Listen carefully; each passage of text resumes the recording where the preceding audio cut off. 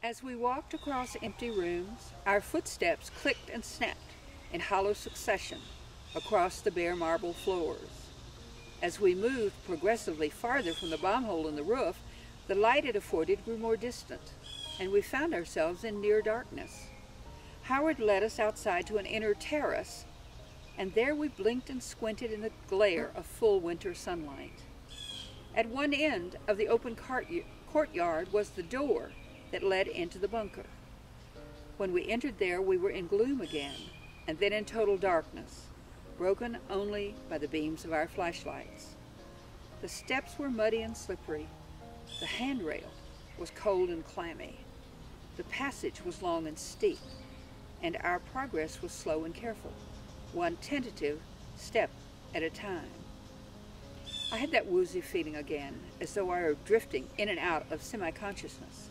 It seemed fuzzy, like a dream or a vision, yet it also felt terribly, tangibly real as well. I honestly don't know how much of the experience was empirically real and how much was a psychic event. We picked our way down one set of stairs, across a landing, and down another long flight of stairs. Howard told us we were now in the entryway of a large bomb shelter deep below ground level. Here, the remaining leaders of Nazi Germany and their families had come to escape the bombings, and they had holed up here just before the war ended, during the Russian artillery bombardments. Then had come house to house and hand to hand fighting in the Battle of Berlin. I figured it was pretty much like the bomb shelter rooms in our cellar, only bigger. It was deeper underground, and there were a whole lot more rooms. Howard had been there several times before, so he knew the way. We passed by many metal doors, many corridor entryways, and then he led us inside a dark room and said this was where Hitler and his mistress, Eva Braun, had died. There on the sofa, their lives had ended by poison and gunshot. He shone the flashlight on it. There were dark stains on the couch and on the wall and floor. I couldn't tell the bloodstains from the mud that had been tracked in from outside. Howard pointed out some marks he said were bloodstains, and I took his word for it. The air was foul, and the place stank to high heaven. We put our handkerchiefs over our mouths. On the floor were scattered papers, letters, and official-looking documents, with German symbols and seals on them. But I didn't take any. It might have been stealing, and anyway, the bloodstains made them unattractive. Yuck. It was a little scary to hear Nazi history told in that unventilated, noisome room, knowing that Hitler and his mistress, who had become, finally, Frau Hitler at the last, had died right there, within easy arm's length of where we stood.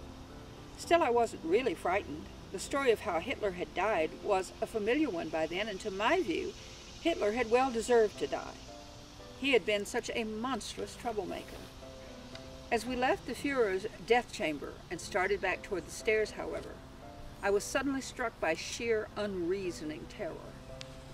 Howard and Grandma Tulsi had entered yet another of the several rooms off the corridor.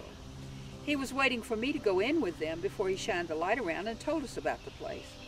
But I never got both feet across that threshold. At my first step over the sill, I drew back in an icy chill. The hairs on my body rose as stiff as icicle bristles, and somewhere deep inside me there was a terrible black something rising, trying to get to the top. I knew that if I started screaming then, I wouldn't be able to stop. She was a little girl like me, and she was having a nightmare. Or was it real? She didn't know. She was very, very sleepy and trying to wake up, trying to wake up, trying to wake up. She had to wake up. She had to run away and hide. Mutti kommt! Mutti kommt! Mommy's coming. I couldn't really see anything, but I could see that little girl very clearly.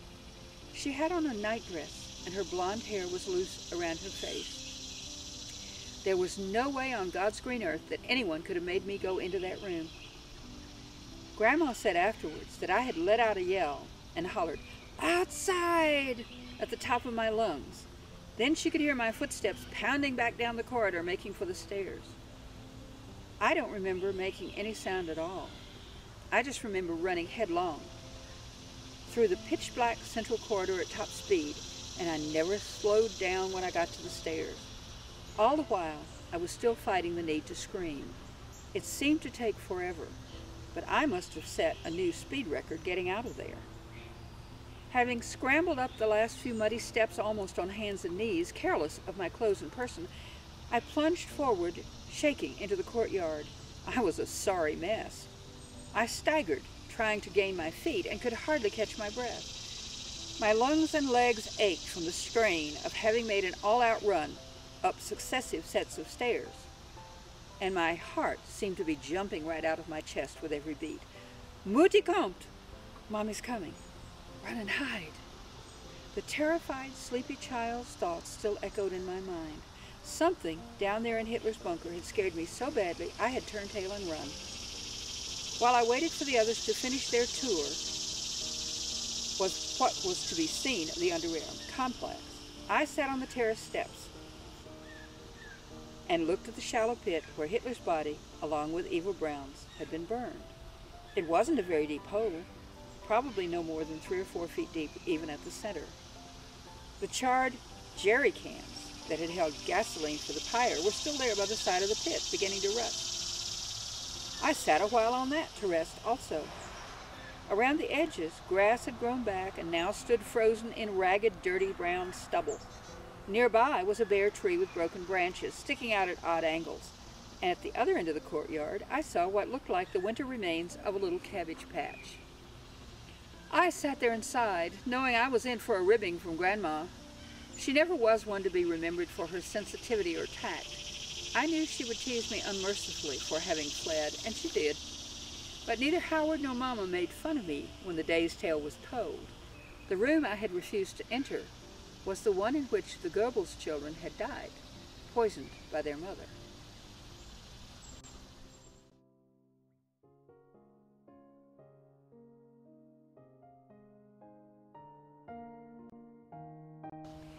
Several times over the years, I've thought of going back to Berlin and have shied away from the idea.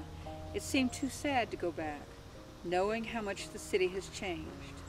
My friends are all gone, and I would be entering as a distant stranger into those boundaries where I had once been so much at home. The Reichskanzlei won't be there. The Russians finished flooding the bunker while we were still in Berlin and later cleared the site. They made a Soviet monument out of the red marble I had so greatly admired. But Lake Wannsee will still be there, and the Havel River, and perhaps the quiet, shady streets of Dahlem and Am Schlachtensee. The American Dependent School is called the Kennedy School now, instead of TAR for Thomas A. Roberts, the first American pilot killed in the air battles over Berlin during the war, and I doubt if it's still housed in the old Gertraudenschule building.